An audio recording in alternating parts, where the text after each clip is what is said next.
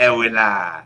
A. Welcome to another episode of Easy Sports. And today I'm joined by the homies, Sihle N, Meli, Gents. How are you? Yeah, too good, man. Too good. And That's you? Ah, no. No, not nothing much. just good, not just good, too good. You've got Ah. that new manager bounce. It's when Manchester does well. When Manchester does well. That's that's the only way. We should always have new manager bounces, man. Always have new manager bounces. Well, And yeah, Copy at this Chelsea. rate, every 2 years, you're gonna be firing a new manager. But anyway, I will see. We'll I see. mean, We'll see. The if we the win season is trophies, it's still fine. young. No, dog, the season is still young, bro. We're 4 points away from CKN's team. So, are we'll you, see. Yeah, check the Yeah. love. guys? You'll excuse me. I didn't watch. I only watched the Yeah, important game this past weekend. I was So Liverpool celebrating. Villa. yeah. I don't even know who those are. Yeah, I watched the yesterday's game. But anyway, Shivar, Mhm. how are you, Mr. VAR? I'm good, Sihle. How are you? You're not celebrating somersaulting No, like no, these no, new guys no, who are celebrating a new manager like they've won something. no. As I've been trying to tell people the whole day, I'm happy with where we are, and that's That's it. about it. Yeah. Okay, let's not Am I start delayed, guys? a little bit. Or is it me? Maybe. Yeah. No, I think it's me. Let's just go right ahead and have a public service announcement before the day starts, Yep. so that everyone has an understanding. Are we all in agreement? Yep. Shivar looks confused. Wait, what? What are we? Oh, that nothing's wrong at City. Yeah, no. Look, as I say, I'm happy with where we are, but I don't have any further expectations, and most of that is because I know these guys are going to win 17 in a row. So Oh, yeah, Shivar, I see what you're saying about being delayed, but no, it's fine, sort it out. Only a person that doesn't or hasn't watched football. Only a person that hasn't watched football for a long time, especially EPL, will go right ahead and tell you that the wheels have come off and Mhm. the wheels haven't come off at City. They've just been Mm. unfortunate with the 4 games that they've played, the last 4 games, and I'm surprised that everyone's saying that it's the first time in Pep's managerial career that he's lost 4. But if I recall, at Bayern there was a time where he lost 4 games in a row. But anyway, I could be I wrong. think there was a draw involved in the buy-in. Oh, so they're calculating the draw now, making it EPL. Like EPL is the first league to go right ahead and 100%. break in. Fucking hell. Yeah. But yeah, absolutely, guys. I'm not worried. I think City is like 2 players away from getting back to their best, and their best is going on a 17-game winning streak that no one can go right ahead and explain. So Mm. if you're going to go right ahead and celebrate like you're celebrating Arsenal's draw this past weekend, then you really don't know football. I'm sorry. 100%. No, I'm with Exactly. you on that. I'm with you on that. And I mean, even on my end, I'm not even, bantering any City fan at this moment because I know very well these guys, especially around this period. You see, December, I feel like there's a lot of hurdles. December is going to be a very defining period for a lot of teams. You see, if Shivar's team rather is is is is still on top and they've managed to maintain the winning streak that they are on, then we'll all be looking at you, Shivar, asking you questions of are you gonna win the title? That's when I'm gonna start asking you those questions. But Yeah, until but it's then, way too early now. no, It's way it's too way early too now. early. We It can is. talk about it. We Mhm. can talk about it after the League Cup final Yeah, because that's when fixtures start to ease up. yeah. Up until that point, it's thick and fast. The league cup, by the way. I'm just telling you guys in advance, right, Millie? Exit that. What else? Just it. Okay. Exit Um. that. Okay, guys. Back to real life and not fantasy football. All right. Dilulu. I think this international break also has come at precisely the right time for City.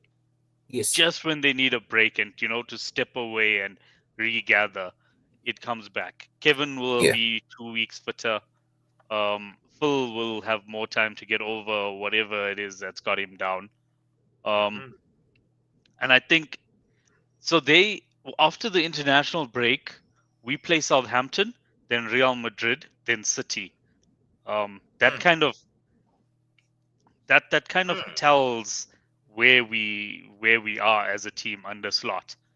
And yeah, that City game, I don't know if it's home or away, but I feel like that's the game to watch out for, because that's the game that they'll bring it, and that's where they'll turn up again, and they'll be City of old.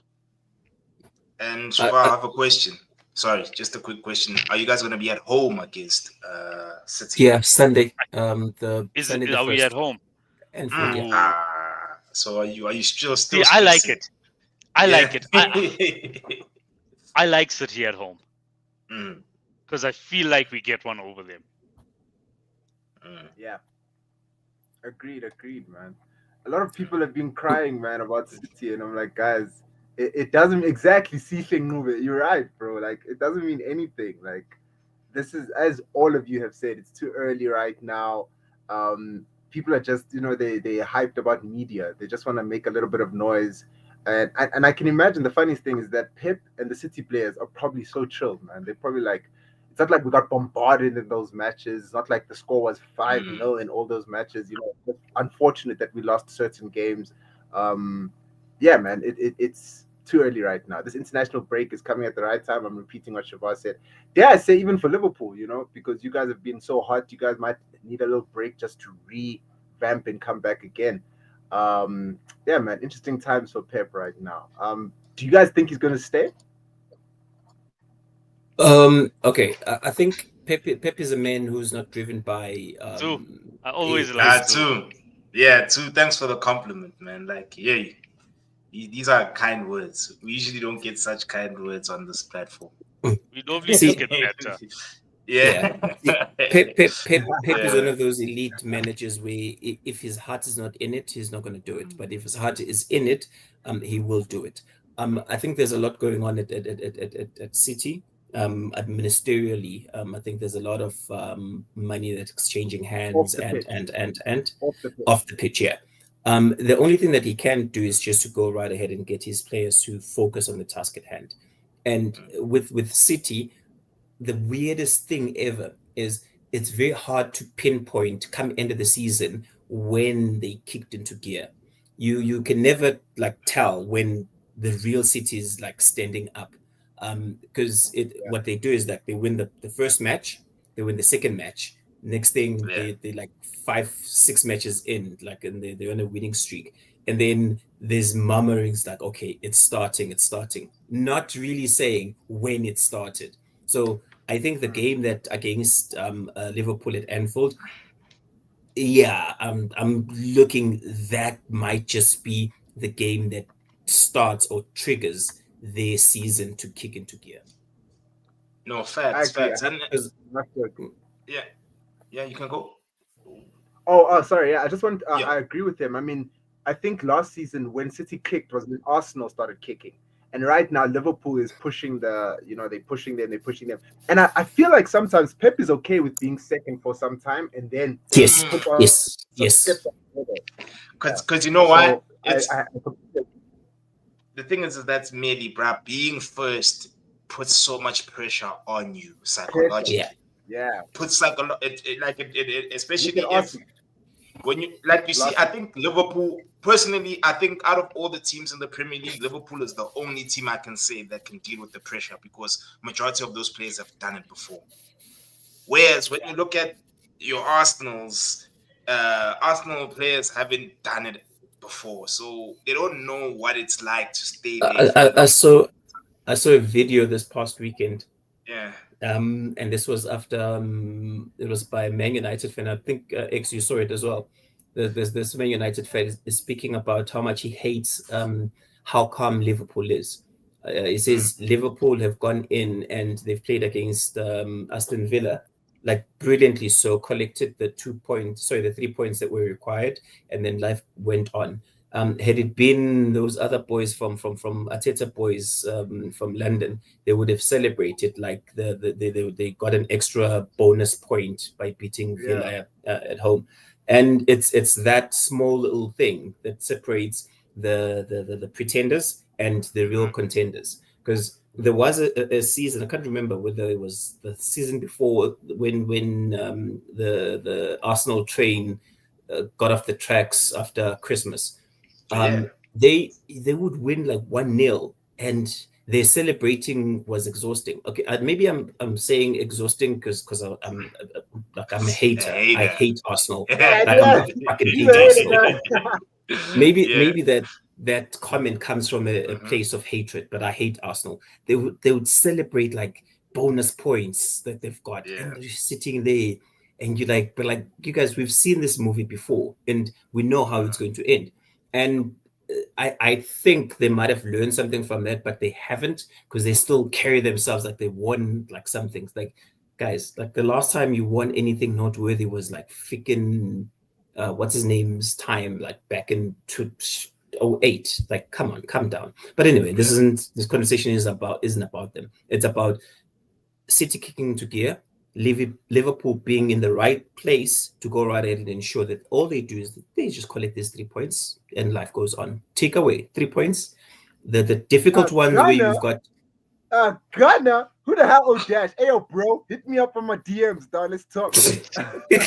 What after school is after school? I think that's okay. After school, it's okay. It's okay. Yo, okay, I support United through and through, brother, man. United through and through, dog. But I strongly don't like Arsenal. Just putting it out there.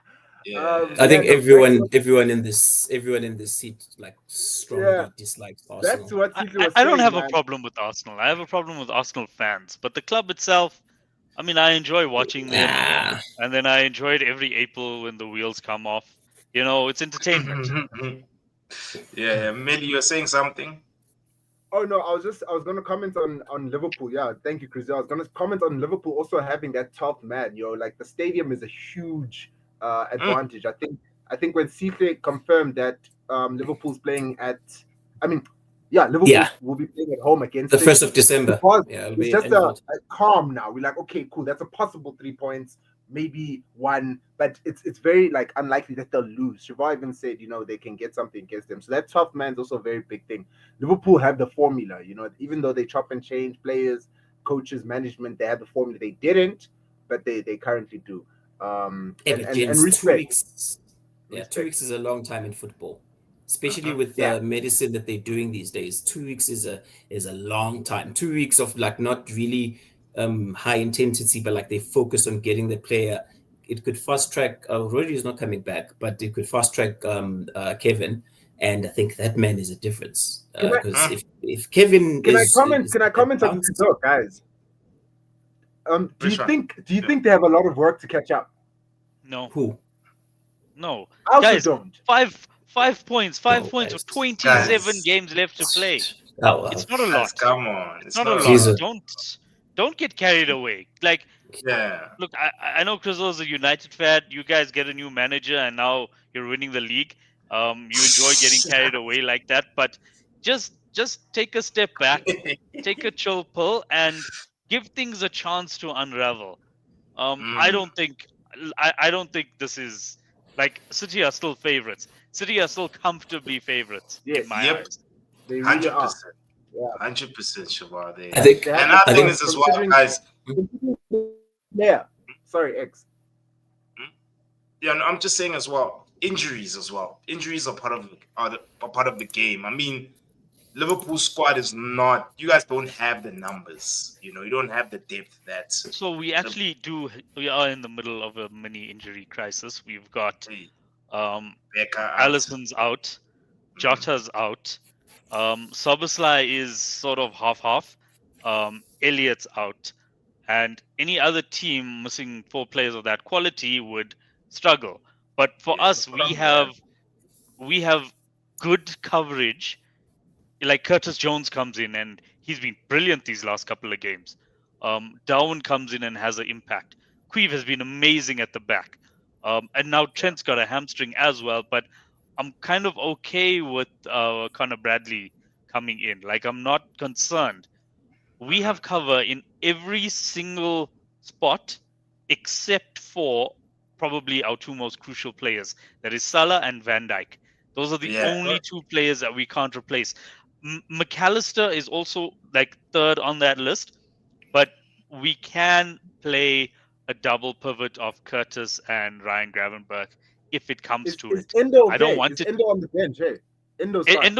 Endo would be more for Gravenberch than for McAllister. Yeah.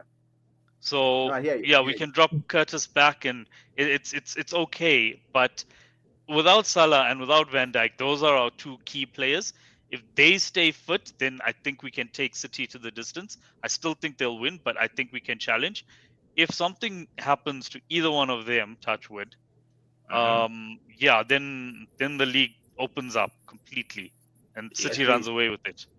And I'm not gonna lie, I don't wish ill on anyone, but it'll be good for someone like Salah to pull a hamstring or something, just so that it makes our December interesting, guys. Come on, it cannot be that this man is already fantasy league is already on 100 points. Like, what the fuck? But this is the best Salah for me personally I've ever seen, in my opinion. Yeah, even his hair is back and whatnot. Like, it's not just only about GA now. Just his all-round play. He's just maturing. You know, he's just maturing as a player, and it's such a joy to watch him play. I mean, he's showing his football IQ is now on some other level, man. Like, I'm impressed. I won't lie. You know, if he could bring that form to Egypt, it would be even greater. But unfortunately, the place for it now won't happen.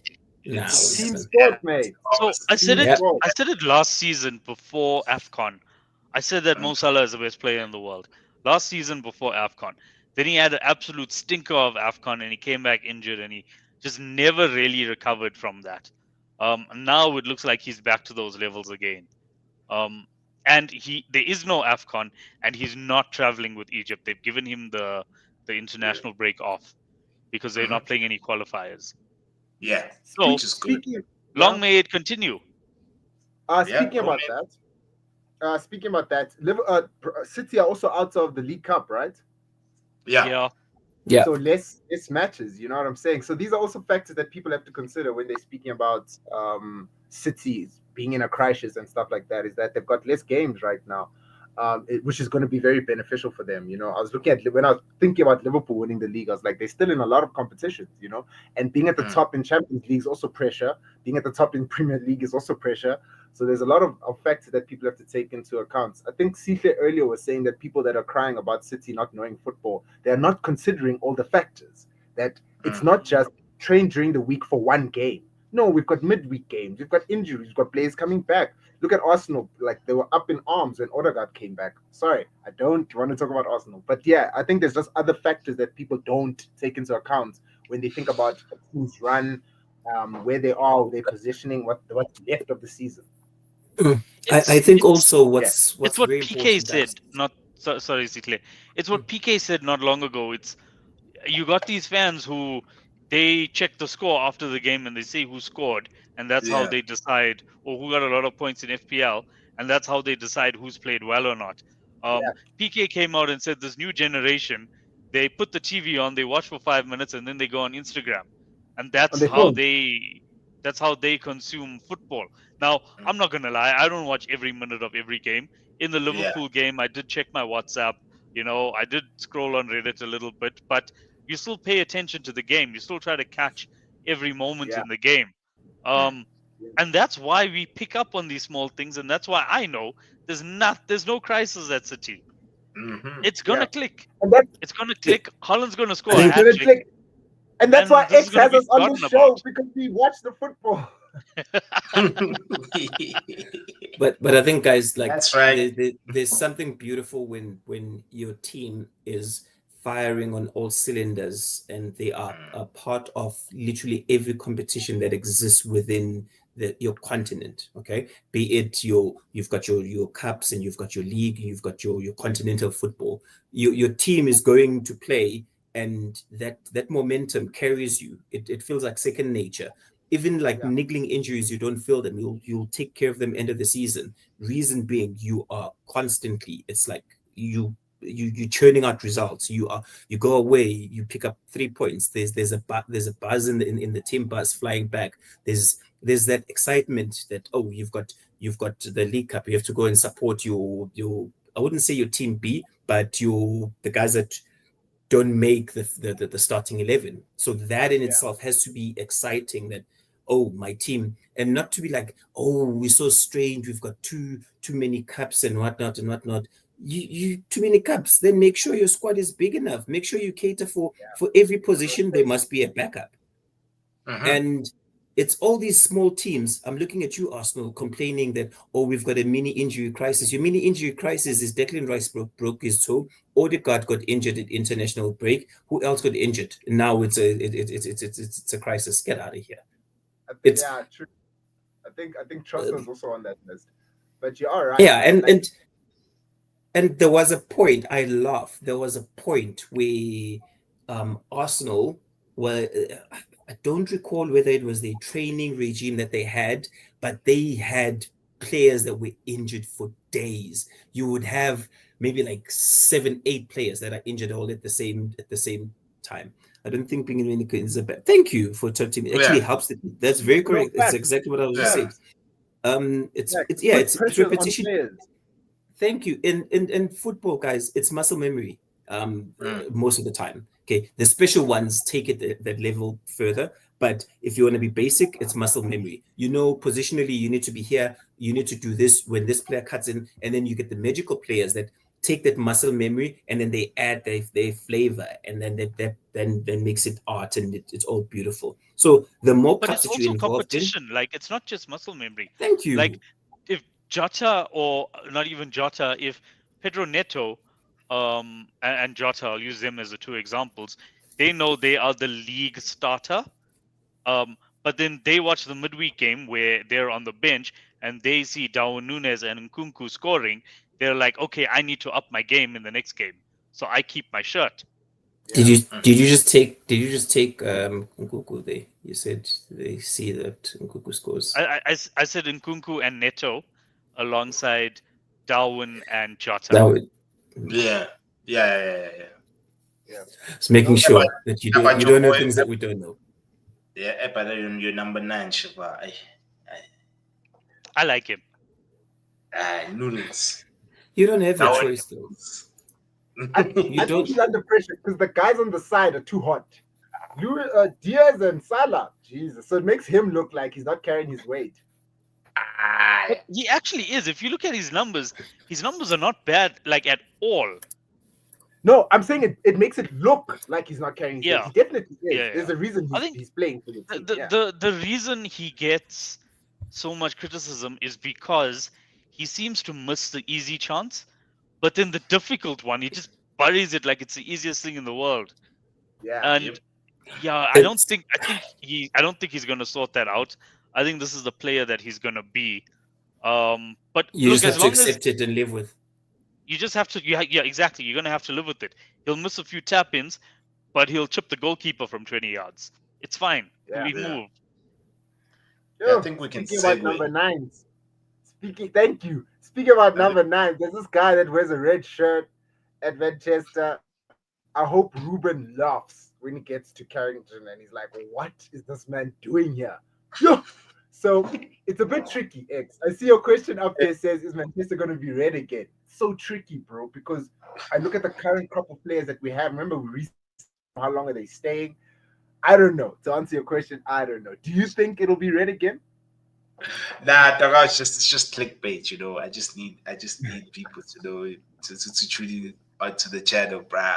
It's wishful thinking on my end, bro. Like, even the title itself, we all know Pep is fine. Pep is fine. He's chilling. He's not even stressing at all. Although this could be his last season.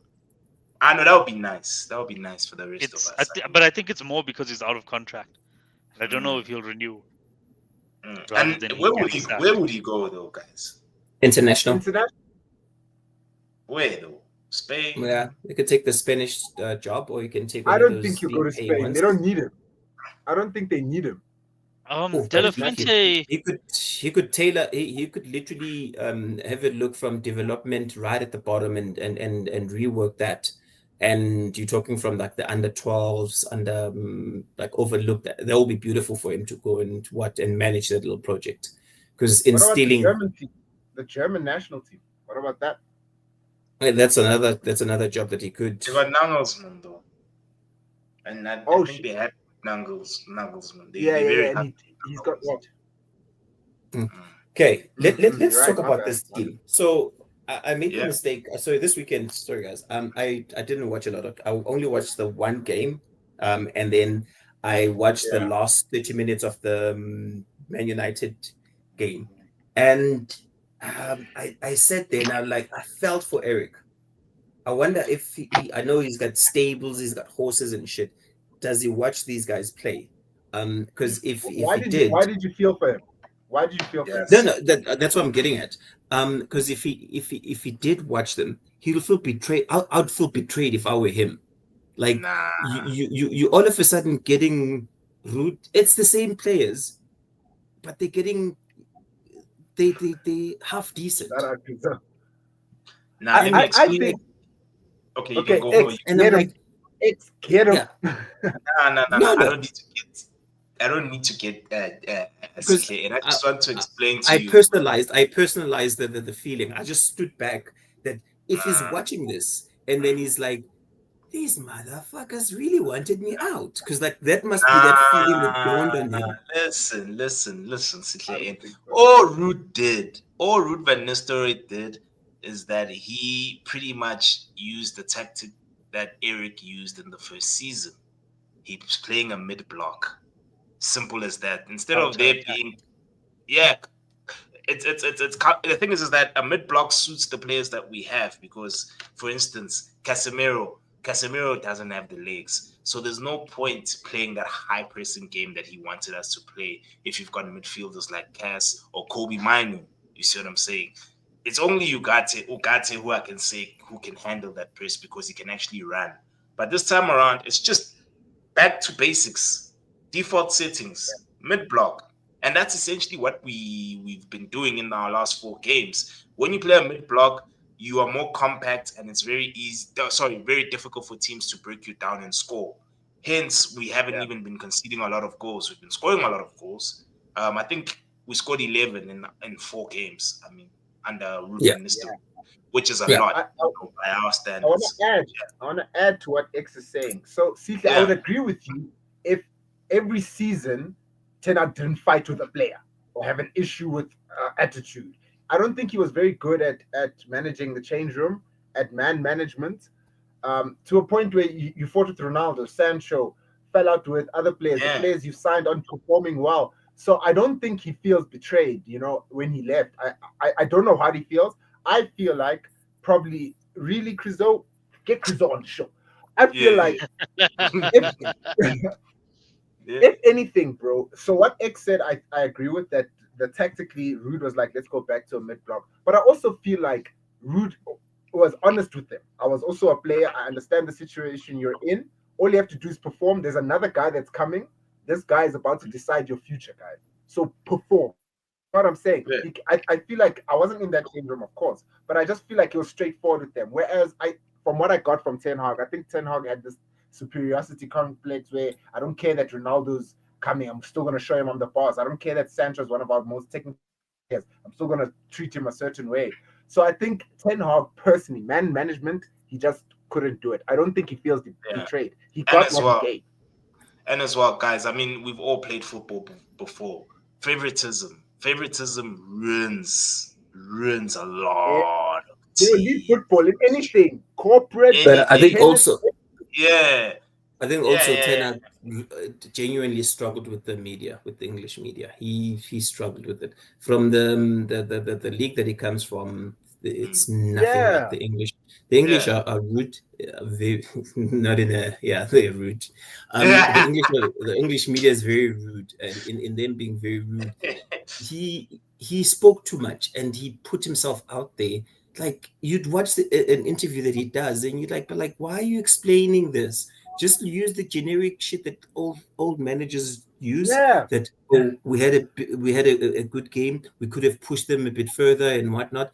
He goes and he says, yeah, they wanted it more. Like, what the hell? Like, dude, I'm sitting there. I don't even like your team, and you're saying that the other team wanted it more. Like, what does that say about your players or to your players? In that they will catch like snippets, because these kids, I call them kids because they behave like kids sometimes. They on social media, and social media they'll go right ahead and hit you with clickbait. That whichever team wanted it more, says Ten Hag, without even going in, and the player knows that they've put in 110%. Sure, fine. The result was not a desired result, but for you to go right ahead and say the other team wanted it more, that's bull crap. But I think he dug his own grave, and he's not complaining. He got an extra year to buy him out of the contract. Yeah, but I must say that the change that I see, at Man United is like, it's weird. It's really weird. But besides that, Ten Hag is a rich boy already. No, he went to Crawford Santon, dog. You know that's good, dog. He's a cheese boy, dog. So there's money at home. That 14 bars is just to add to the wealth of the family. But other than that, he's a rich boy, dog. He's used what do the kids call it these days when you break up with someone and then they come back and they glow? It's a breakup glow. That's what you guys have right now. You've got that breakup glow. Bruno Fernandes is scoring brilliant goals. It's like, what the fuck is going on? Like, I know. You know why? As well. Can we just another answer to his question here about the new manager that we're bringing in, right? I think the board already, even with how we were recruiting, I mean, we bought center backs. We bought who's this guy? De Ligt. We bought in Mazraoui, who's a right back. We also bought in Leny Yoro. Already, that shows that we are playing a back three. With that being said, because we already have Maguire, we already have Lindelof. We had who else again? Lissandro, Evans. You see what I'm saying? So how United recruited this time around, we're recruiting for our new manager. It's something that was done in advance. It's just that unfortunately, Omar Barada, as well as who's that guy we got from Adam's team, Shava again? I'm not gonna remember his name now. Yeah, you know, the director for Newcastle. They only started in July, August, just before the season began. So they didn't really have that much time to actually, suss out the team accordingly. Because who's this guy? Who's this guy for Ineos? What's his name again? I forgot him. Jim Ratcliffe. Jim Ratcliffe did say that he's not going to, be involved in the footballing side. It's going to be Omar's job, as well as Homeboy, who came from Newcastle, to implement and even do the recruiting. So for the mere fact that we got in more defenders in, I think already the plan was for us to play a back three. And as well, when you look at a team like Inter, I think Inter played the best, in my opinion. Inter have even reached the Champions League final playing that way. With the Marco and Dumfries are problematic. I mean, and when you watch Serie A, they usually goal threats. They're the ones that are usually scoring or assisting, in that team. Yeah. I watched the video on Inter, and what the guy tried to explain was what Inzaghi's trying to do is kind of a total football type of thing, where previously, if you play that system, you think it's the fullbacks who are getting wide, but what's actually happening is it's the wingers who are getting wide, and the players that are making that supporting run is actually your outside center backs. So kind of like what that guy did at Sheffield Wednesday with overlapping center backs. Yeah, that young kid. That's kind of what they have. Yeah. And then the midfielders just drop into like a center back role. Yeah. And now, if you're a midfielder, you're just naturally more comfortable on the ball. And then that allows them to just spray passes all around. And that's how they're doing what they're doing. 100%. And as well, it's also a formation that is very difficult to break down as well. It's like If when I done look correctly. at Inter for one. Yeah, if done correctly, of course. It's I mean, it's like even when you look at our team, when we revert back to a mid block, it's very difficult for teams to score against us. So it's that as well. It's just I think with Almiron coming in, I'm sorry, Amarin coming in, I'm not, of course, going to blow my horn and say we're gonna win the league, or I just want us to win Europa more than anything. I really want us to win that trophy because it does guarantee us Champions League. And what's nice is that you're also going to Pool A. I know the format has changed for the Champions League, but I'm not too Mean sure if it's nothing. fifth. It doesn't No, mean it anything mean anymore. nothing. No. But it So doesn't mean okay, anything so anymore. it does in mean quantity. something, but it counts for so little. Like we're in Pool Yeah. A and we're playing Real Madrid. How Yeah. Real Madrid, Bayer Leverkusen, and AC Milan, like Mm. those are also 3 other Pool A teams. So Yeah, I don't okay, you're pay Never too mind. much attention to that. Yeah, no, my bad. Thanks for correcting me there, Shavar. It's just that I'm in the Europa League, so you need to understand. bro. You couldn't be bothered. Not that I wouldn't be bothered. Like my team is not there, so I didn't really do my research that much on the new format because I was upset that we are not there. But Also, yeah. on your players, X, these guys need to realize how fortunate they are. Some of the guys that have been there since the beginning, Rashford being one, in that at some point the buck has to stop with them because it cannot be we changing managers every 2 seasons and these players are expected to perform, and you ask yourself, are they really performing? At some point, the turnstile freaking gate has to stop for the managers, and everyone has to look at the team and say, "Yo, guys, we expect this from you, and we're not seeing it."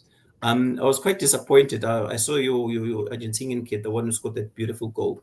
Garnacho. Garnacho. He was what's the right word? When a Sulking. child is he was sulking. Yes, he was sulking. And I could see he scores a beautiful goal and he doesn't want to celebrate. And I'm like, I feel for you because you're a kid. You've done something brilliant for the team, and whoever the manager is coming in is seeing this petulance that you're showing now, all because you didn't start the game. What if Ruud decided that you're not worthy to start the game? He's going to use you as an impact player, but you don't see that. The only thing you're interested in is you want to start the game. It's self-awareness, and we have a lot of players in our team that lack self-awareness. They think that they are as dope as the salaries that they earn. One being Rashford. Rashford is nowhere near the levels of Mohamed Salah. I think he's close to what Salah is earning, but he's earning more. Listen to that. He's earning more than Salah. So that Sancho was earning the same as Salah. You see what I'm saying? Like it's that thing of thinking that you are the best, and unfortunately, you are the salary. Yeah, I mean he's not Yamal. Like your agent is the salary. Your agent did very well. Yeah, like dog, this guy ain't Yamal. I'd understand if he was Yamin Yamal, but it's not Yamal. He's not on that level at all. He's not even close to Yamin Yamal, bro. So it's that, and as well, it comes with the territory, guys. Unfortunately, it's just like us right now. We are live on YouTube, so we pretty much whatever we say can be, of course, used, and especially if we make statements that a lot of people don't agree with, we may be even clipped and posted on. These guys don't know what they're talking about. Exactly. Exactly. It comes with the territory. So if you're in the public eye, bruh, people are gonna talk about you. Like even his teeth. I've heard people teasing him about his teeth, saying that. And he still takes it. Dude, you see, if I was earning what he's earning, I don't give a shit. You can talk about my teeth. You can do. I'll just focus on my craft. You can give him Bobby's dentist's number. That's all he needs. Sort him out. But essentially, like social media, of course, I'm not agreeing with the. Some people tend to make racial bullying and stuff like that, and they start making it personal. But people are criticizing his game. So he just needs to improve his game. If you improve your game, you don't get criticized. Does Salah get criticized? No. Fuck Does yeah. Cole Palmer? Cole Palmer doesn't get criticized, bro. KDB doesn't. So if you they perform, do. They do. To a certain like, extent, they do. No, yeah, but but it exists. I think football is yeah, it's an emotive sport, yeah, and there's a yeah, certain pedestal that we tend to put these guys on. And yeah, when we're disappointed, we tend to go the dark route where we yeah. personalize things instead of like focusing on their craft. I And say they it's they simple. make it easy for these players make it way too easy if they're not mature in that they feed into it, and whenever they start celebrating, I'll talk about Kai Havertz right now, the little piece of shit. In that when they start celebrating, they make a mockery of the fans that had praised them before. And with Garnacho, for him to not want to celebrate a goal that secured 3 points, I found it to be very sulky. And Mhm. if I was a manager coming in, if I was a manager like I Alex, get you. um, old man would be like, "Yo, dude, get your act together." There will be games where I will bench you because I'm looking at the overall game and what the ask is of the game, and I'll bench you and I'll put you on the 89th minute, and you should be fine with that because I'm the manager, and if I feel that that's the right way, that's the right way, and it ends there. And then 2 years later, they get sacked like Eric. So it's like I it has to do go that way. I do sympathize for players, though. I do hear what you guys are saying about there is going to be a point where we have to look at these guys, but I do sympathize with players because I'll use like Case for example, right? I think at the beginning of the season there was like 3-4 games where he was drinking us. Even his wife had to go on social media just post his Champions Leagues just so that Fucking, I people could hate when the remember what he's Brazilian done, wives feel right? the need to do And that. And it's always the Brazilian but wives. let Oh, me it's let me these just get back to my Mkhitaryan point. ones. My Yeah. point. No, I hear you. My point being that sometimes if you're not utilized in the correct way, how am I going to perform? How am I going 100%. to give you everything? So that's why I was a bit angry with Ten Hag because certain players weren't performing because of what he was doing. But Sitle, Yeah, you're completely right. After a season or two of Ruben, if Ruben struggles, knock on wood, we have to look at these guys. Because if Ruben is giving them, like X says, the mid block, we're using players who are now fit and everything's going okay on paper, then eventually, damn man, okay, that's crazy. But yeah. You know what I'm saying? We have to sympathize, sorry, with players to a certain extent. If there's like a new position or a role that is being asked of a player, which it's very possible for them to do, yet they still lack. They're grumpy. The word you guys used was sulky. Then we can look at them and being like and say things like, "We're paying you this much. You've been here for this long. Why aren't you? Why is there no output?" I look at City. Back to the City. When Foden was asked to play left, right, center, false nine, he didn't mind because he was capable of doing it. You know what I'm saying? So I think I do sympathize with players a lot, obviously having playing the sport. And I do hope Ruben can get the most out of all of our players who are currently there. Then we don't have to worry about money issues, about signing new players, chemistry, all 100%. of this. If you can just squeeze everything out of the current crop that we have, I'll be very happy, man. And then maybe next season, then he can say, okay, guys, to take it to the next level, which is what Arteta's not doing. Take it to the next level. Maybe we need this Yeah, player. We just so that's just how I see it. facts. You see, Melly Dog, you hit Uh, the nail on the uh, head, bro. Yeah, like, are we segueing? Because I was about to speak yeah, one Yeah. no, last and point. and what a perfect way to segue using Yeah. Arteta because he is not taking them to the next level. He is struggling to Mhm. do that, and Yeah. eventually he's gonna sulk and be like Klopp and be like, guys, I've ran my race. I've gotten you guys this far. Even Edu left, the sporting director. You know, Yeah. uh, And I hope they don't get a good one because Arsenal are also another sleeping giant, bro. They Did you really just are. take a They, shot at shout out Klopp to when I had my camera off? they did. No. They no, did. I did. They did. You don't want to know What what they did I said. say? But anyway, He didn't say let, anything about He did Klopp. not sulk. He I did didn't not say No, sulk anything and about say Klopp, I'm bro. off. I no. didn't. I have so much respect for that man. Nah, I didn't say anything. What I was saying, bro, was just that because we segued to Arteta, and as we've said on the show many times, that Arteta has failed to take them to that next level. And I hope it doesn't come to a point. I think where he, Arteta- just like Klopp. Arteta's Oh shit! I did failure- say things about Klopp. You just Yeah, remember yeah. now. I think Arteta's failure is being able to read the room.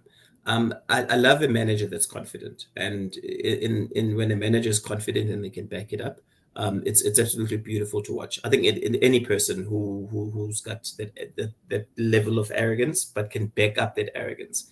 I think Arteta walked in after Unai at Arsenal. The vibe was a bit. They had a manager who wasn't who isn't they wanted. he wasn't a brag. I don't know if that makes sense. The hip hop guys will understand. He Unai Gubadini comes in Gubadini and then it ends there, and he struggles with his English and so he can't really vocalize what he wants to say. But tactically, he's gifted. I mean, if you look at what he's done with Aston Villa. So they then get this manager who then comes in. He's young. He's got a young squad that are willing to walk through freaking walls for the manager, and they start drinking the Kool-Aid. And this is internally. Everyone believes he's the greatest thing to ever freaking join Arsenal since whatever, and he starts believing his own hype. Now, yes, didn't have aura. And he starts believing his own hype because he's drinking the Kool-Aid from inside. Then he starts showing that on the outside, and then his team starts showing that also, in that they walk around with the bounce in their step and whatnot. And then everyone, there's nothing worse than a person who walks around with a step but like can't back it up. Because There's like no all the music. other fans, when you call them out, they're like, you can't back it up. It's almost like you're a hater. And I'm like, yeah, sure, I am a hater, but you can't still back it up, which is even worse in that I'm right twice. Do you think? I think the Do you real guys issue think- with Arteta is that he's not genuine. Like, Yes. did you guys hear what Jose said about the ref? Turkish One league. of the Turkey games. Yeah. Jose, like in his post, not the post match, but like they have this press briefing after the game. He The press said conference, something. Yeah, he said something along the lines of, "I'm going to record this and put this on my Instagram because nobody watches Turkey.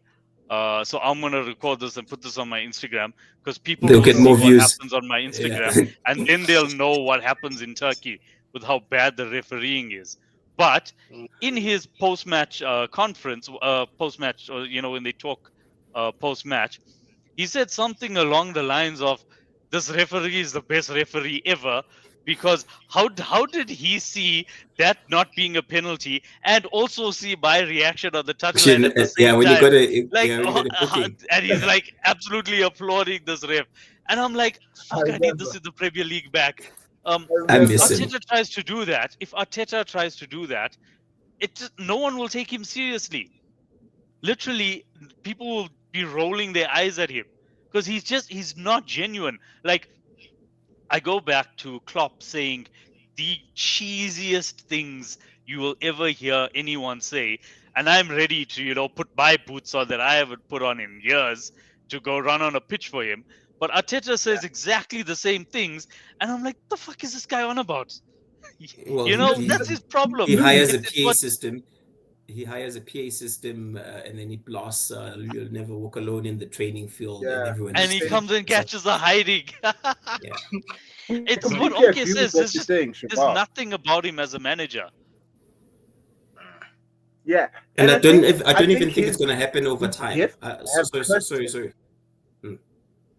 Go for it. Oh, I was saying, I think his gifts, which is having a young crop of players who are extremely talented, have sort of cursed him because he doesn't know how to use them. He does not know how to use them. Yes, you can say, like Sikli said earlier, about injury list. We've all got injuries, bro. We've all got injuries. You cannot always be blaming the ref for things. He's delusional, bro. He's very delusional. And when I say that, once again, I sound like a hater. But after his tenure, Arsenal fans have to be honest with themselves and look back and be like, that guy didn't do much. He didn't do much. He sold us dreams. He made us play sexy football. And then he left us with nothing at the end of the night. You know what I'm saying? Now he I playing don't like think Atletico Arsenal- landed. Yep. You know what I'm saying? I don't think Arsenal players are being honest with themselves, guys. I don't think they're being honest with themselves when it comes to end game, when it comes to the long haul, when it comes to can this guy actually take us to the promised land? He's not that guy. And He's when not. Shabar was speaking now, it took me back to hearing him before games, hearing him after games, and I'm like, this guy just raps, bro. It's almost like he's out there to play the crowd instead of playing the coach's role, instead of actually being a coach. He's just um I would prefer if he spoke Spanish. Then he wouldn't be able to speak English and he'd just go back to football. But now it's like he's trying to please the fans because, as you know, Arsenal fans' thumbs are hard when it comes to socials, are hard when it comes to The digital keyboard warriors commenting. of note. So it's like he's playing the crowd. Yeah, but It's weird, man. I think I didn't realize it until Shabbat pointed it out. Man. yeah, Sorry, He's not genuine. That's it. He's not genuine, and he doesn't have the aura that Onke mentioned. He's not inspirational. Let me put it that way. Like Yeah. you want to sit and listen to Jose. You want to sit and listen to Jurgen. Even though Pep, you know he's bullshitting you. You want to sit and listen to him. But this guy, it's just like go. move on. Something. but I think Arteta. Oh, Pep, guys, I would die for that, man. If I was his player. Oh, man. But I think Yeah, Arteta, you speak about not being genuine. Exactly like Eric, exactly like Eric. Mhm. I think traits- Eric is genuine. I think Eric is genuine. I just think that man is just too arrogant for his own good. I genuinely think he believes what he's saying, but I also just think he believes his own hype, and he just thinks he's better than he actually is. I think Arteta also believes his own hype. Maybe. Yeah, but let's see what happens. The season is, the season is with 11 games in, guys. There's a lot of things that are going to happen. I'd like to address the elephant in the room, in that Mike, who I'm sure is watching, went and said it's time for Enzo to go. I don't know whether he said it in a moment of anger. And I was hoping that Mike would join us to apologize to every Chelsea fan. He knows. He knows. I think it was guys, a moment. Guys, we have to understand that we're football fans, and I've said things straight after the game, and I realized later that maybe that's not the right call. So I'm gonna be forgiving to Mike because I've done it too. I think if he's on here today, he'd probably try to explain why he said that, but he knows deep down he doesn't want Maresca gone. Yeah. Speaking on Chelsea, there's we're struggling beating these top six teams. Okay, and it's weird. I've accepted it and I'm comfortable with it for now, because I can see that we're moving in this direction. And in us moving in this direction, I'd hate for us to get instant success that we can't pinpoint how we got that success. And then you with can't the back team. it up. Yes, with what Enzo is doing with the team right now, I look at it and I can see that we're not in full control of the whole game. And unfortunately, in the Premier League, you give these teams a small window of opportunity. They come and they punish you. Next thing you know, you are 3 goals down in 5 minutes. I do feel our team also, needs to. Mhm. You guys lost to Liverpool. You lost to City. You drew with Arsenal. You drew with United, I think. Yeah. That's not bad. I know, right? We actually, to be here now having this conversation. Especially the way that you lost. Okay, the way you lost to City was a bit bad, but I think it was probably like first, second game of the season, so we can put that one aside. But like the way you guys lost to us, that's not that. Like if you guys got a draw, I'd be upset that we drew and we didn't win, but I wouldn't say, oh, we should have won that game easily. You know what I mean? Which is beautiful in that a Chelsea fan, after going through what they went through last season, can have these conversations that, I'm comfortable losing, not that I'm defeated or anything, but I can see the progress that we slowly chipping away. We're third now, for crying out loud, and we can pinpoint, because there are positions that you have in the league and you wonder, how did I get there?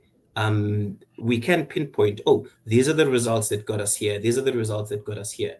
With some of these other teams, they just rock and roll. They're fourth beginning of the season. Come Christmas, they're now sixth, and no one can where did it go wrong? Like right now, I can see that he's taking it like Spurs. Yeah, Spurs are. How is Nottingham up? Spurs. Yeah.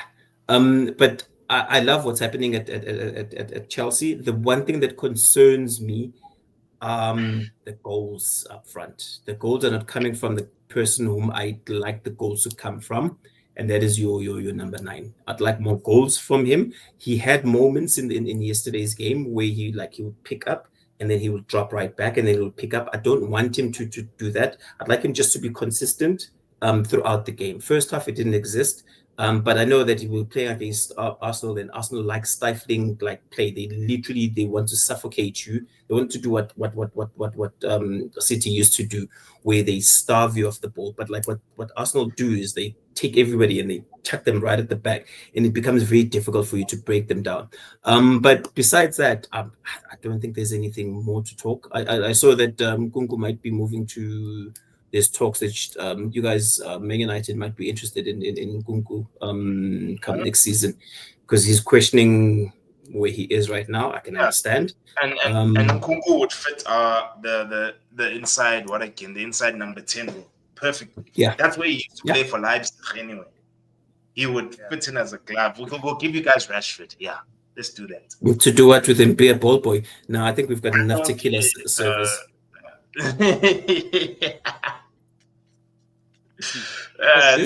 Chris is trying to cause some damage in the WhatsApp group. Trishul says he apologizes for missing the game, and Chris is like, you should hear what they're saying about Bruno. Guy, we're not even talking about Bruno yet. We don't speak about Bruno. Speaking of things that we should not speak about, did you guys see what happened with David Coote today? Seeing it. Premier League referee David Coote. I was waiting. I didn't want to say anything because it's related to your team, but he's done for. I hope. Okay. It could be fake. So you want to give him the benefit of the doubt there, but I don't think he's fake. I think he was just drunk. I hope he never refs a Liverpool game. Oh, nice, lovely, good. That's what I want to see. This guy is the guy that was on VAR for Diaz's offside, for Jones' red card. He didn't give the handball on Odegaard. He didn't give Rodri's handball where they finished above us by 1 point. We've also suffered at the hands of this. I won't call him what he called. Yes, no, I agree with that, Sisley. But at one point, 88% of the points that Liverpool dropped came when him or Tierney were the referee. Yeah. 88%. 88% of the points that we dropped. So, I mean, I always thought this guy had it out for us, but you can't exactly say that as a fan because every fan thinks the ref has it out for them. Every ref is bad, but that video just proved it to me. It proved it, and I don't want to see him. Not even Liverpool. I don't want to see him ref a Liverpool or an Everton game again. End. I think it's done for. It's more than just those two teams. The Merseyside. No, I think it's done for. They can't worm him out of this one. He can't even be on VAR duties. I don't even think he's going to be doing Sunday League at this rate. But let's be honest, even the guys who leaked this video, man, social media. Those are not homies, man. You see, that's why I don't like guys who. It looked like dude. I don't like these guys, dog, with catch, dude. Even in the video, his friend is like, no, he's a Premier League referee. This can't get out, and it looks like it's just the two of them, and yet here we are. Maybe they had a fallout. They had a fallout, and he had something against him. He's like, bro, screw this guy. I'm gonna post this. But it'll be interesting. When did this? There's something wrong when it comes to England and its officialing, if that's a word, and that's officiating. That's the word. Officiating. There we go. There's something wrong when it comes to angles. the camera angles that are the cameras Fucking being weird. placed on the field. Weird. Dude, it's weird. Yeah. None of them No. are on the No, touch no, no, line. no. I mean, Melly, the I'm goal not. line. I'm not. I don't buy it. I don't buy it. The refs Okay. are shit. End of story. This guy, David No, I Coote, agree. I'm yesterday. saying something's wrong with the refs. I agree. I'm saying Yeah, something's yeah. wrong with the officiating. Yes, and I'm also adding 100%. to it. Yeah. And the reason why the refs are under so much pressure is because of how protected they are from the PGMOL. Yes. Yeah. That is why By they are the under so by the much pressure, PGMOL, you mean? and why there's so much of hatred towards them, and why they can't do their jobs in peace.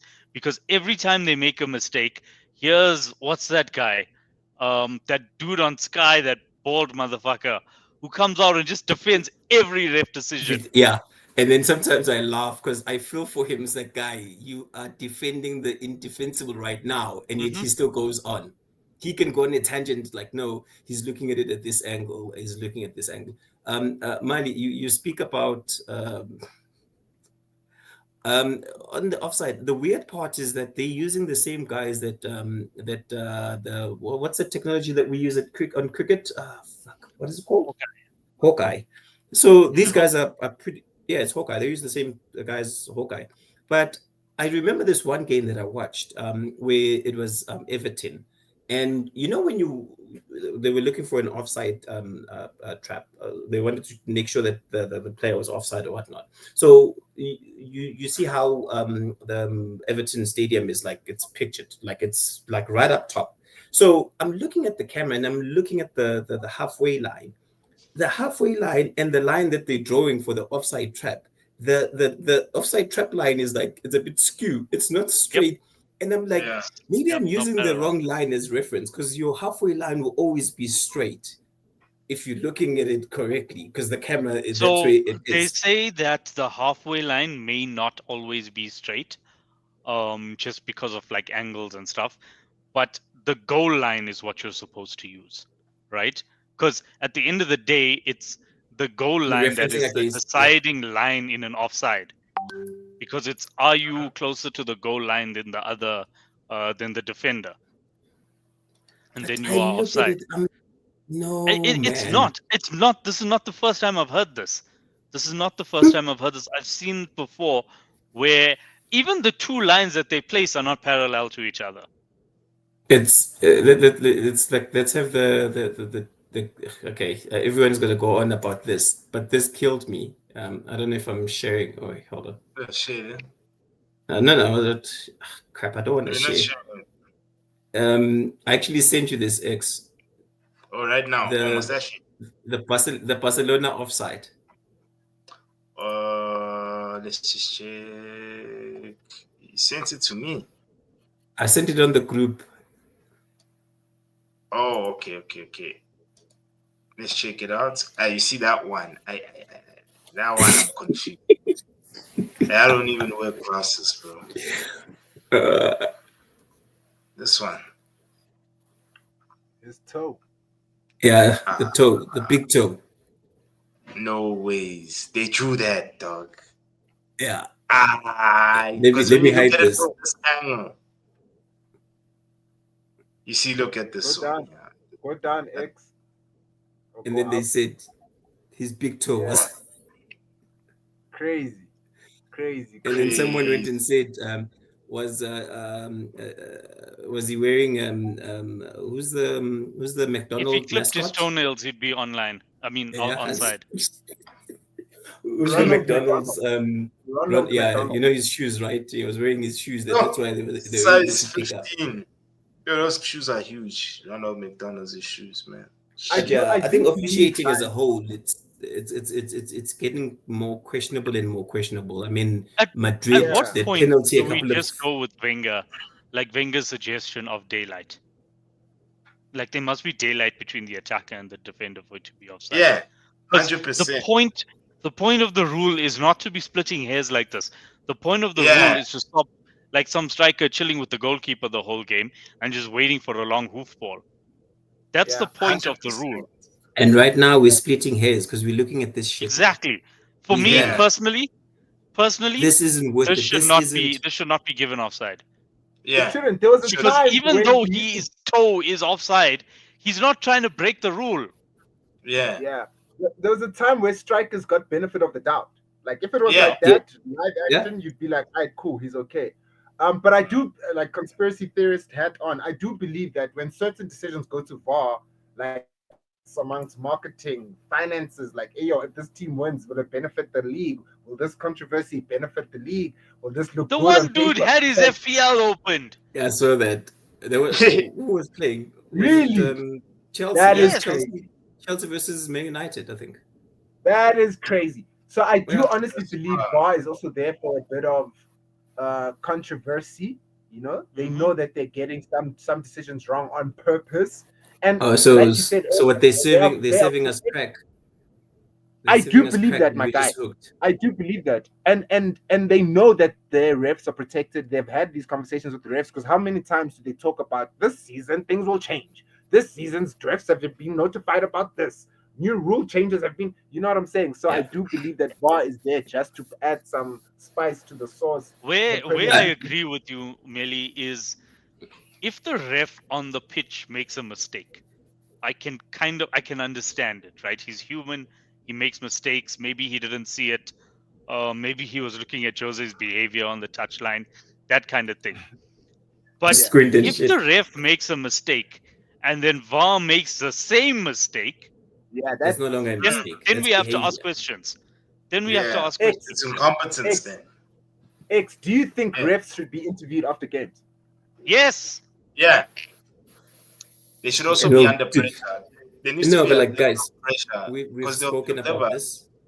Yeah. We've spoken about this. I remember last season we spoke about why is it that Saru, actually not even Saru, why is it that the rugby union can get officiating correct where they Mics. mic these refs up, and every decision that is made is called so that everyone understand why this decision is made. Yeah. Because Might as guys, well. I remember the first time we listened in I can't remember which voice recording it was for a VAR decision. Was it Liverpool who suffered? It was Liverpool think- Spurs. It was the Diaz one. That was bad.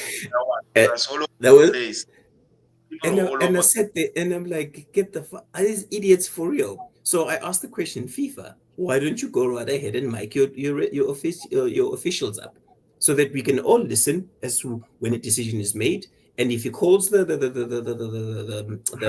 Conspiracies, mate. captains, Conspiracy. nah, if he calls the captains and he tells them, yo, your players are not behaving 1, 2, and 3, and let the captains sort their players out, that No, would but help. the thing is that remember with rugby, the rules are much more stricter.